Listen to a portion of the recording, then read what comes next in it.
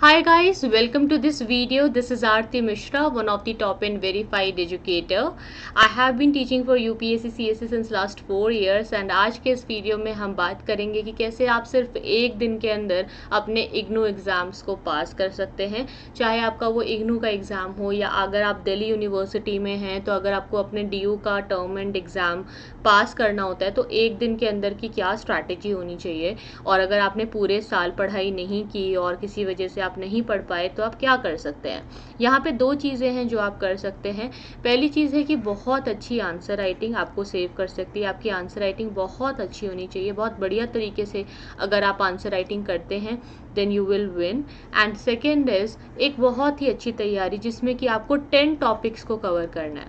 सिर्फ 10 टॉपिक्स आपको पढ़ने हैं, ज़्यादा नहीं, only 10 topics you need to read.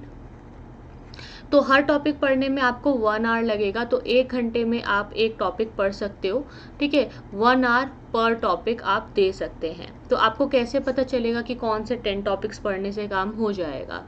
आप जानते ही होंगे गाइस कि कुछ इस तरीके की हमारी ऐसी इग्नू वाली कुछ ऐसी बुक्स आती हैं। ये जो है कुंजी होती है जिसमें कि लास्ट के प्रीवियस कुछ पेपर्स दिए होते हैं।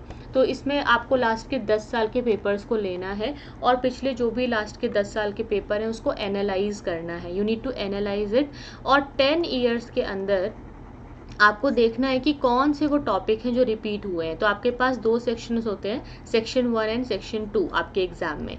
तो आपको एक ऐसा टेबल बनाना है सेक्शन 1 एंड सेक्शन 2 का, और उसमें टॉपिक लिखने हैं ABCDEF। जो भी टॉपिक्स बार बार आ रहे हैं वो आप लिखते जाइए। तो आपके एग्जाम में जैसे भी आप कोई क्वेश्चन देखते हैं तो आपको पता चल जाएगा कि वो क्वेश्चन क्या पूछ रहा है, किस टॉपिक से क्वेश्चन है, और आप देखेंगे कि उस टॉपिक से बार बार क्वेश्चन आ रहे हैं तो वो टॉपिक्स आप लिख देंगे। ऐसे ही यहाँ पे ABCDEF जो भी टॉपिक है आप लिख देंगे। अब क्या करेंगे, जो टॉपिक रिपीट हो रहा है, मान लो कि इस साल आपने 10 क्वेश्चन आए हैं, 10 टॉपिक लिख दिए, तो आपको तो 5 ही क्वेश्चन अटेम्प्ट करने होते हैं, आपको पता ही है। लेकिन अगर सेफ साइड पे आप 10 टॉपिक तैयार कर लो तो काफ़ी हो जाएगा। तो आप क्या कर सकते हैं, अगर टॉपिक A रिपीट हो रहा है तो उसके आगे स्टार लगा देंगे, अगर टॉपिक D रिपीट हो रहा है तो उसके आगे स्टार लगा देंगे। फिर अगले साल फिर से वो आप देखो कि फिर जो है मान लो कि आपने 2015 में देखा रिपीट हुआ, फिर 16 में रिपीट हुआ, 17 में रिपीट हुआ, तो जितनी बार रिपीट हो रहा है उसके आगे आप स्टार लगाते जाओ। ठीक है, ऐसा कर लेंगे। जब आप ऐसा करेंगे तो आपको लगभग ऐसे 10 मोस्ट इंपॉर्टेंट टॉपिक्स मिल जाएंगे जिसमें आपके कम से कम 4-5 स्टार्स हैं।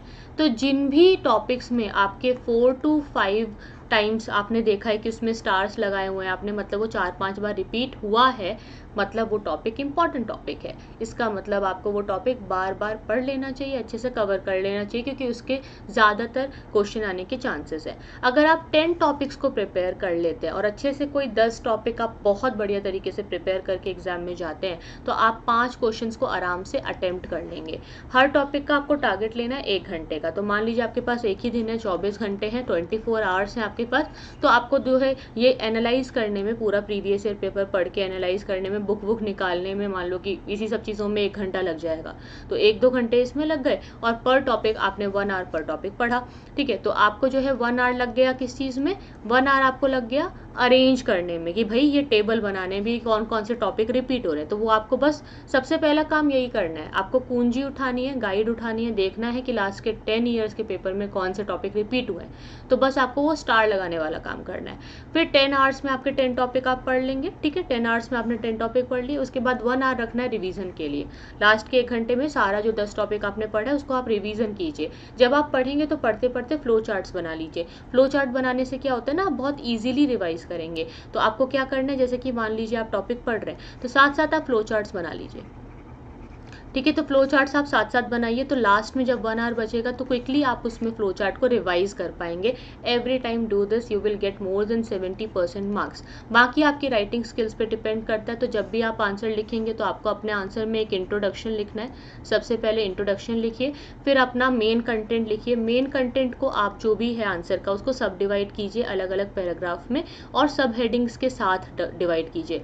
सब हेडिंग्स अगर आप लिखेंगे ना हर एक पैराग्राफ के ऊपर तो आपको आपको ज़्यादा मार्क्स मिलेंगे। और लास्ट में कंक्लूजन, ठीक है। तो आप अगर ये पैटर्न फॉलो करोगे तो आपका मार्क्स बहुत अच्छा रहेगा। मल्टी डायमेंशनल आंसर आप लिखने की कोशिश कीजिए, एक आंसर के अलग अलग पैराग्राफ और अलग अलग पैरामीटर्स पे उस चीज़ को डिस्कस कीजिए, उस क्वेश्चन को डिस्कस कीजिए, और ये काफ़ी है 70% मार्क्स को हासिल करने के लिए। ये खुद मैंने किया है, 1 डे की स्टडी से I did it, and in my due exam I was the topper in my university and I got very good marks. And also in the last year जब मेरे MA के एग्ज़ाम हो रहे थे तो history MA में भी I got more than 75% in just 1 day of study. तो you can also get it, this was my personal experience. इसके अलावा अगर आप अनअकैडमी प्लस का सब्सक्रिप्शन लेना चाहते हैं तो हमारा रेफरल कोड है रैंक 10। नए बैचेस हमारे मंडे से शुरू हो रहे हैं, सभी के लिंक्स डिस्क्रिप्शन बॉक्स में दिए गए हैं। आप हमें कॉल या व्हाट्सएप कर सकते हैं और क्वेश्चंस पूछ सकते हैं। आज के लिए इतना ही। See you guys then, take care, bye bye.